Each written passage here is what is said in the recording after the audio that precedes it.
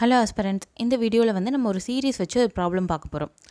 இந்த கொஷினை பாருங்கள். ஃபஸ்ட்டு 7 இருக்குது, அடுத்தது 3 இருக்குது, அடுத்தது 10 இருக்குது, அடுத்தது 13, அடுத்தது 23. சரியா? இந்த மாதிரி கொடுத்துருக்காங்க. இந்த வரிசையில் அடுத்த எண் என்ன அப்படின்னு சொல்லி கேட்குறாங்க. இது எல்லாத்துக்கும் டிஃப்ரென்ஸ் பார்த்தா என்ன வரும்?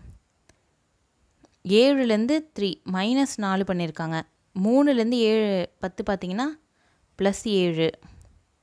10லேருந்து 13 பார்த்தீங்கன்னா என்ன வரும்? +3. அடுத்தது பார்த்தீங்கன்னா +10. சம்மந்தமே இல்லாமல் இருக்குது, வித்தியாசம் எல்லாமே. சரியா? சம்மந்தமே இல்லாமல் தானே இருக்குது. ஸோ நம்ம என்ன பண்ணலாம் அப்படின்னு பார்த்தீங்கன்னா, 7ஐயும் 3ஐயும் பாருங்கள், ரெண்டுத்தையும் கூட்டி அடுத்தது 10 அப்படின்னு போட்டிருக்காங்க.